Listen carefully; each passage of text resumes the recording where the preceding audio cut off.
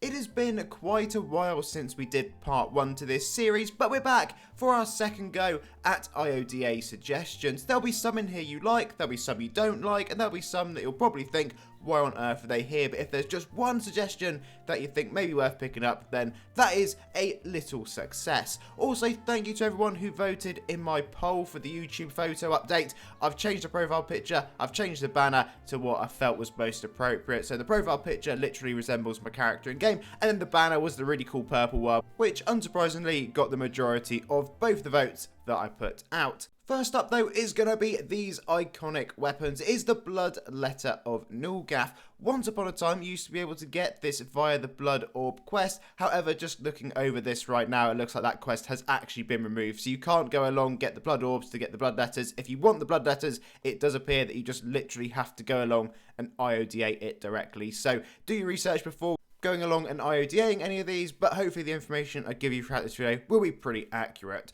Next up is going to be the Shadow Spear of Nulgath. You get a glow to the accessory colour, but crucially it is also required to accept the Empowered Shadow Spear quest, so you can get yourself another 51% weapon if you did go along and grab that. Beta Berserker is up next, an absolute classic. It is a class, it is from the olden days. I mean, it's literally called Beta Berserker, so that gives you a bit of a clue, but if you would like it, that is one, again, that is a very popular choice amongst your fellow players.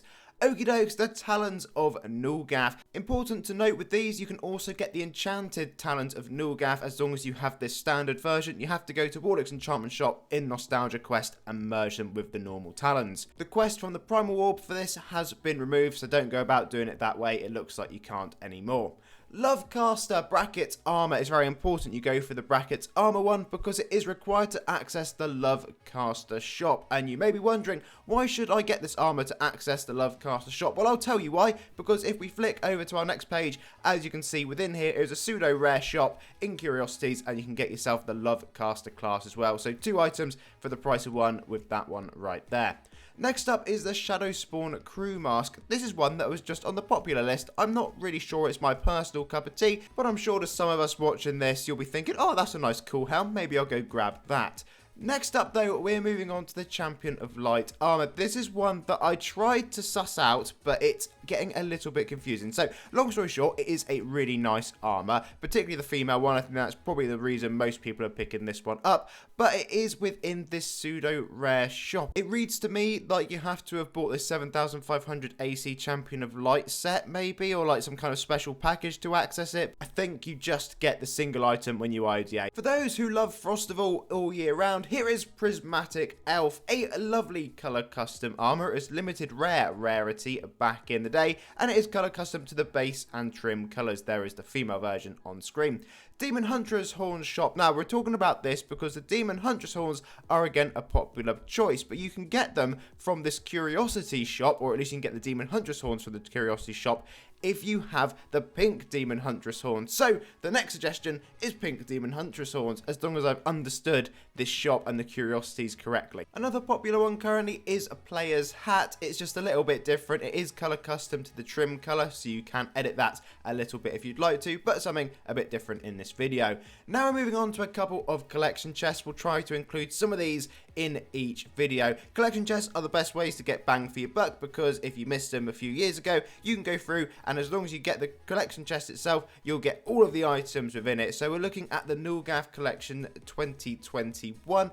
This one wasn't one of my favourite Nulgath collections. That was just personal preference because of the sort of armours and swords and stuff I like. But I know some people, as you can tell with being on the most picked list, clearly really do like it. There's a huge amount of weapons within here. There's loads of helms, loads of armours. You've got plenty of capes as well, and also a few pets thrown in. I think generally people do tend to go for the collection chests that maybe they missed out on in the past with an IoDA, just because the pure quantity of items you can get within it, unless it's something you really want. I personally have gone for a bit of a mixture. I've only ever IoDA'd one collection chest. That was the Mirror Realm 2019, I think. So shout out to that chest as well. Next up up is the Blood Moon Chest 2017. This one here, you get the chest, you click on it, and you'll open up the Blood Moon gear shop. The reason this one's interesting is there is the Enchanted Vampire Lord class. We'll click onto that in just a moment. That is a pseudo-rare class, so the only way you can get it is through this chest, so essentially a rare class if you'd like to add to your class collection,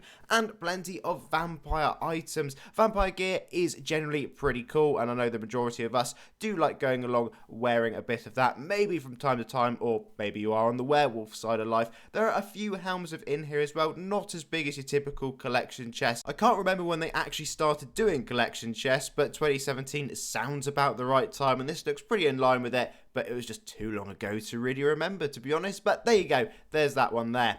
Next up, and we are moving on to Twig's Sweetest Dream Collection 2020. This is one of my favourite ones. I don't know if I have this. If I don't, I'm seriously considering getting it right now. This is really cool because if you like your sort of more memey, quirky items, this is where you're going to get it. And there are some great ones full of great fun is how I describe them within this shop, particularly that floating banana boat we saw just a moment ago. One thing that is particularly interesting in here is you've also got yet another Blade of Awe variant. That's just one of those weapons that I just seem to stack up over time. As you can see, a lot of them go along the same sort of theme. You have got plenty of surfboards. Surfboards are something I consider pretty cool items in Adventure Quest worlds, and you've got one including a fish slapping twig surfboard. Who would not want to get their hands on that? We'll just have a little look at a couple of the helms in here. I'm literally picking them randomly based on their name in case they throw anything interesting at us. I'd say the capes are again where it starts to liven up. You can get your Banana Stand 9001